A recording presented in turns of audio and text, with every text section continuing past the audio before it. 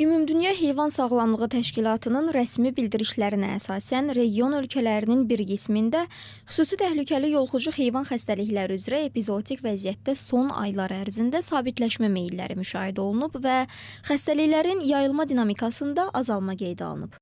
Gürcüstanın Ətraf Mühitin Mühafizəsi və Kənd Təsərrüfatı Nazirliyinin Milli Qida Təhlükəsizliyi Agentliyi tərəfindən təqdim olunan rəsmi məlumatda ölkədə həyata keçirilən baytarlıq tədbirləri və monitorinq nəticələrinə əsasən epizodik durum stabil qiymətləndirilir.